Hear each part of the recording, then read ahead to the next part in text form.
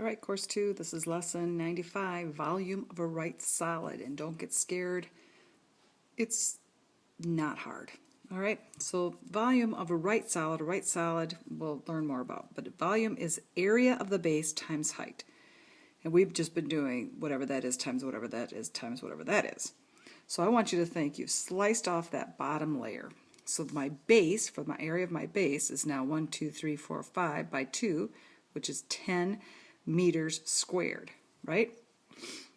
Yes, it is. Now my height is 1, 2, 3. So 10 meters squared times 3 meters would be 30 meters cubed. All right? Yeah, see? It's easy. Now, if the base of a solid is a polygon or regular shape, the solid is called, a prism. If the base of a right solid is a circle, then the solid is called a right circular cylinder. So here we have a right square prism, a right triangular prism, and a right circular cylinder. And why do we need to know this? Because volume is going to be area of the base times height. So here's our example one. They show you this. Now I want you to pretend you're just taking this and you're flipping it up on its triangular base. So now, oh yeah, that looks like the base now instead of just the side. All right, so to find the volume, we have to find the volume of the base, or that triangle. And you all remember the triangles are half base times height. So 2 times 3 would be 6 centimeters squared. And then our height happens to be 6 centimeters. So we have 6 centimeters squared times 6 centimeters.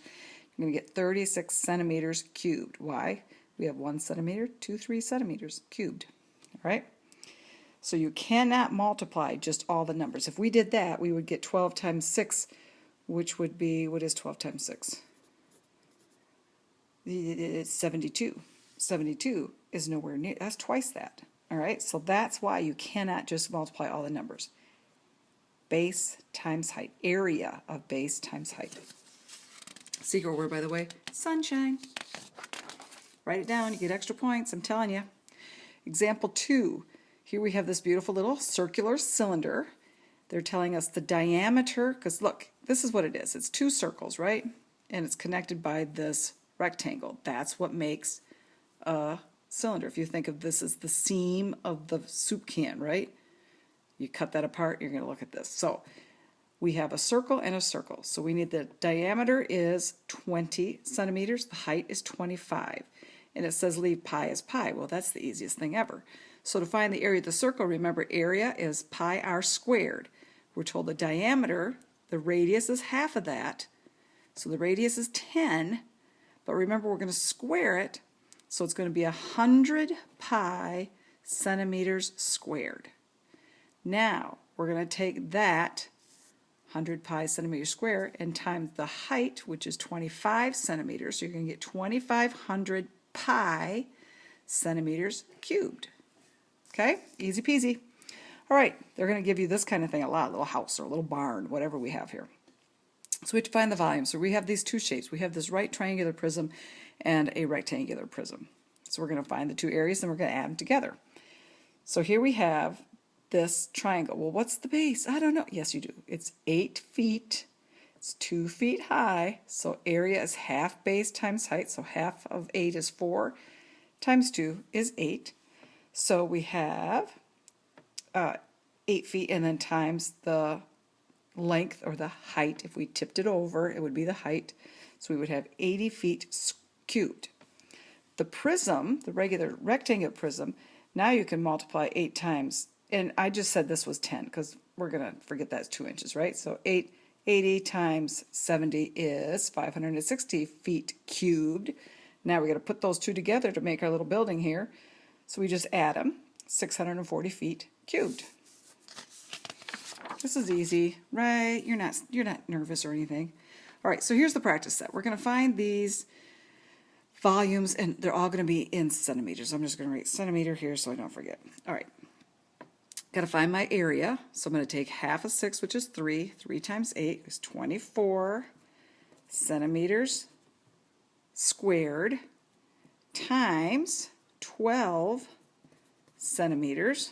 All right, let's do that a minute. 24 times 12 got an 8, you got a 4, you got a 0, a 4, and a 2, you got an 8, an 8, and 2. So we have 288 centimeters what? Cubed. Don't forget that. Don't forget all of the labels. All right? How about this one? Here they give you the height, length. Remember, it's all centimeters. So we're going to find the area, and then we're going to multiply how long it is or how high it is. All right, so half of 10 is 5 times 6. Well, that would be 30. 30 what? Centimeters squared times what? 12. Here we get a 0, a 6,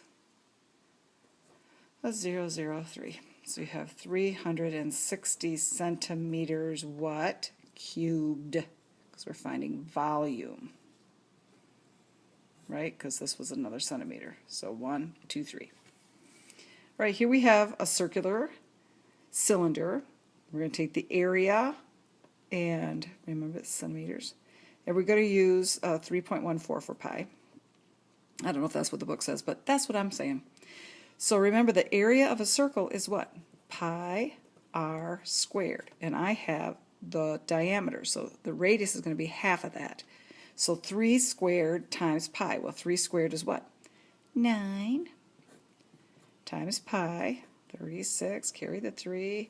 12, carry the 1. 27, 28.26 centimeters squared times 10 centimeters. Well, it's multiplying power of 10, so I'm just going to move that over 1. So it's going to be 282.6 centimeters what? Cubed. Uh-oh. Okay, easy. Really, it is. You're going to think of this little chunk as 1 and this bottom layer as the second rectangular prism. All right, so here, it already told me that this little part is 3 and this little part is 2, right? So I have 2 by 10 by 7. And remember, since it's rectangular, you can multiply all that. So I have 14 times 10, so that's 140 on the bottom. 140 centimeters, and that's squared. And then this one is 2, right? 2 by 3 by 10. So 2 times 3 is 6 times 10 is 60. So I have 200 centimeters, ooh, cubed. I know it doesn't quite make sense that way, but trust me, I think that's right. Of course, this is late at night and my dog's barking at me, so who knows. All right, now, your assignment is to do Coco. Coco, shh, quiet. Coco. Practice set. E is in Edward, F is in Frank. Problem set. 1, 2, 4, 5, 8, 10, 11, and 14. Try to have that many done before class. Then 15, 17, 18, 19, 20, 21, 22, 24, 26, 28, 29, and 30. Let me just show you number 5. I'm going to get it started for you. It wants to know the ratio of shaded to unshaded. Well, first of all, I need to ratio of areas. The areas of these. All right, so first of all, let's pretend this is not shaded. And so I have a 12 by 8 rectangle. What's the area of that? Well, that's 12 times 8, which is 96. I can't remember. Let's just say this is inches. I really can't remember. You have to look in your book. So 96 inches squared. All right, let's find out what the area of this is. So that would be, this is 8 tall, remember. Area is going to be half base times height, so 3 times 8, that's 24. 24 inches squared. So I'm going to subtract 24 from 96. And then that will give me this part. So that would be a 2 and a 7. Okay. So this part is 72 inches.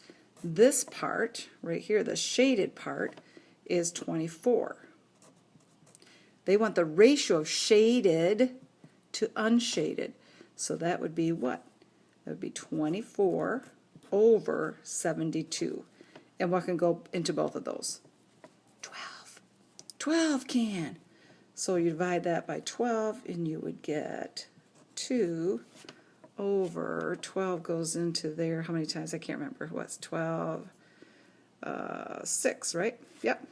2 over 6. And that can still be reduced to 1 over 3. So I just gave you the answer to number 5. The ratio shaded to unshaded is 1 to 3. Okay, I did that because it was a little bit tricky. All right, I will see you in class. Bye-bye.